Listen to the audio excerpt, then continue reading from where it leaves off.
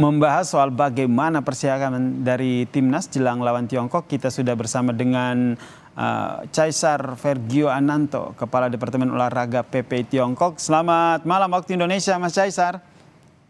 Selamat malam Mas Yasin di studio. Mas Caesar, ini bagaimana nih persiapan timnas jelang lawan Tiongkok di sana? Ya, terlihat tadi sudah dilakukan latihan ya, latihan terakhir sebelum menjelang pertandingan besok melawan tim nasional China ya. Hmm. Kita lihat optimisme dari para pemain kelihatan oke juga. Semoga kalau sesuai dengan kondisi yang ada kita bisa merebut 3 poin di kandang timnas China. Nah, ini harapan kita bersama ya, merebut 3 poin, kalahkan Tiongkok di kandang. Lalu kalau berbicara soal timnas Tiongkok nih, Anda melihatnya seperti apa nih? Ya, dari yang saya baca 17 pertandingan terakhir kita hanya menang 3 kali ya dari timnas China. Jadi ini satu motivasi tersendiri bagi kita ya yang sudah didukung sama pemain-pemain abroad juga Hmm. dari luar negeri, dari pemain di Eropa. Ini jadi motivasi tersendiri buat kita mencuri kemenangan pertama setelah terakhir kita menang di tahun 1987 ya, Mas. Hmm. Wah, timnas China sudah lama banget. Jadi semoga ini bisa jadi motivasi tersendiri bagi timnas kita untuk merebut 3 poin supaya peluang kita ke Piala Dunia lebih lebar lagi. Amin, amin. Nah, saya ingin tanya juga nih pendapat Anda nih soal minus Jordi Amat nih. Anda membacanya akan seperti apa strategi ataupun pola permainan yang nantinya akan dilancarkan oleh STY?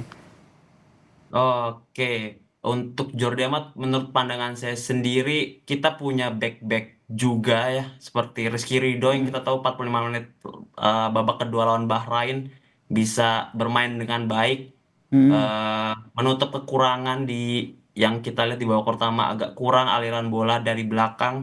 Zes bisa ngisi di tengah menurut saya agak didorong ke depan. Ridho mengisi kiri, oke, yang biasa diisi oleh Justin Hubner. Jadi saya rasa kehilangan Jordi Amat bisa di cover dengan baik oleh lapis kedua dari ataupun pemain cadangan yang kita punya sih Mas. Masih bisa di cover begitu ya. Kemudian Mas Cesar ini kan sudah cukup lama begitu di Tiongkok. Mas Cesar sendiri melihat permainan ataupun gaya ataupun persiapan dari Tiongkok sendiri ini akan seperti apa untuk menghadapi Indonesia? Ya, saya sempat berbicara dengan beberapa masyarakat Tiongkok ya. Mm-mm. Eh, Mereka sendiri cukup ada yang pesimis, ada yang optimis untuk timnasnya bisa mengalahkan timnas kita, tapi mereka berharap mereka juga bisa mencuri poin. Jadi ini akan jadi pertandingan yang seru ya, Mas. Mm-mm. Karena Cinanya termotivasi untuk menang, Indonya juga termotivasi untuk menang. Walaupun di timnas China kita tahu Mm-mm. sedang mengalami badai cedera ya, ada 7 sampai 8 pemain yang ngalamin cedera. Bahkan kapten mereka terakhir Ule mengalami cedera, tapi kabarnya sudah bisa tampil melawan kita nanti pas besok hari ini. Oke, berarti ini timnas Indonesia ini sudah mulai diperhitungkan ya oleh timnas Tiongkok ya Mas Caesar ya? Ya, sangat-sangat. Bahkan beberapa rekan pelajar saya dari yang berasal dari Tiongkok mengatakan bahwa wah Indonesia sudah kalau bahasa China-nya Chin Pula Henta Apa sangat tuh artinya? berbeda dari yang dulu gitu loh, bahwa perkembangannya sudah sangat pesat gitu dari yang Mm-mm. dulu. Apakah mereka juga menyimak beberapa pertandingan dari Indonesia sebelum-sebelumnya? Ya, ya, sangat menyimak. Bahkan setiap kali timnas Indonesia main, saya selalu dikabarin untuk jangan lupa ya kamu nonton, timnas kamu main nih. Hmm. Kemudian soal cuaca nih, ini bagaimana nih kondisi cuaca di sana? Terus nanti apakah timnas Indonesia ini sudah bisa beradaptasi, gampang beradaptasi atau seperti apa? Ya, untuk cuaca saat ini kita memasuki musim gugur ya Mas di sini. Jadi di Qingdao bagian utara China dalam kondisi yang cukup sejuk.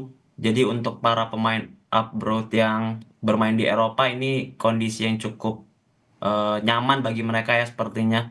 Cuaca tidak terlalu berbeda jauh lah dengan Eropa karena cuacanya sedang sejuk dingin di sini. Hmm. Untuk kualitas stadionnya sendiri sudah ada info belum? Oh ya, kemarin kita sempat lihat. Mm-mm. kualitas stadiumnya ya. Terlihat baik ya rumputnya. Jadi kemungkinan besar dari segi permainan, kalau kita bermain dengan passing pendek, umpan kaki ke kaki, ini akan berjalan dengan baik ya bolanya kelihatannya kalau dari kondisi lapangan yang sudah disurvei hari kemarin oleh eh, teman-teman dari PPIT lainnya di Shantong. Oke, kemudian bagaimana dengan antusiasme dari warga negara Indonesia untuk menyaksikan laga timnas melawan Tiongkok? Iya, antusiasmenya sangat tinggi ya menurut saya. Sampai Heeh. saat ini kemarin kami mendata ada sekitar 300 sampai 350 masyarakat Indonesia yang membeli tiket langsung ke stadium, karena kita tahu juga Qingdao ini tidak Mm-mm. bukan berdekatan dengan kota-kota besar lainnya seperti Beijing atau Guangzhou atau apa ya. Qingdao ini lumayan agak jauh dari Beijing, sekitar 4 jam naik bullet train atau bullet train itu yang kereta cepat ya, itu sekitar Mm-mm. 3 sampai 4 jam. Jadi eh, agak susah menjangkaunya, tapi tetap antusiasmenya cukup tinggi. 300 sampai 350 orang menurut saya cukup tinggi untuk menonton laga ini Mm-mm. walaupun kondisinya agak jauh ya dari kota-kota besar. Tapi ini ada yang koordinir ya, Mas Cesar, untuk nonton bareng begitu langsung menuju ke stadion untuk nonton bareng laga timnas ini. Ya, betul. Ini dikoordinir langsung oleh kami pihak PPIT, Heeh. PPI Tiongkok bersama KBRI langsung mengkoordinir para supporter ini untuk bisa langsung menonton langsung ke stadium. Jatah tiket yang dialokasikan berapa, Mas? eh dari pihak China Federation Football Association itu memberikan jatah sekitar 1.000 sampai 1.500 sampai 2.000 lah. Tapi mungkin Oke. memang karena jarak dan kendala lain-lain Hmm. hanya terisi slot sampai 350. Hmm. Oke, kemudian ini nih, biasanya kalau menonton itu kan membawa atribut khusus nih. Kalau teman-teman di Tiongkok sendiri sudah nyiapin atribut khusus nggak untuk mendukung timnas Indonesia nanti? Ya, kemarin sudah sih karena kita mendata juga ya atributnya. Ada yang Hmm. membawa spanduk, ada yang membawa pastinya memakai jersey ya. Terus ada yang memakai Hmm. atribut-atribut lain seperti bando, topi, dan bahkan toa. Drum pun kita Hmm. kemarin sampai ada yang menyewa di salah satu tempat di China. Besok tinggal dibawa jadinya langsung ke stadium. Berarti termasuk menyiapkan yel-yel begitu ya untuk membakar Ya, semangat timnas betul, di sana betul. ya. Oke, ini termasuk menyiapkan koreo khusus atau yel-yel begitu ya, Mas? Iya, betul, betul. Kami menyiapkan yel. Nanti ada yang koordinir langsung di dalam stadiumnya. Berarti tiket hingga saat ini masih tersedia? Untuk tiket dari pihak China Football Association-nya sudah menutup untuk pembeliannya, tapi mungkin Mm-mm. beberapa tiket sisa di web laman resmi pembelian tiket masih ada ya, tapi mungkin berbeda tribun dengan di yang kita dapatkan. Eh, ini kan kalau untuk di daerah Qingdao, begitu. Kalau untuk di daerah lain, ini nih ada info nggak mereka menggelar nonton bareng begitu? Sampai saat ini di kota saya di Tianjin Hmm. ada nonton bareng, tapi mungkin tidak dengan skala yang besar ya, karena Mm-mm. peraturan dan lain-lain tidak boleh berkumpul cukup dalam grup yang besar sebenarnya. Jadi eh, mungkin di perkamar mahasiswa-mahasiswa nonton bareng seperti itu aja sih, Mas.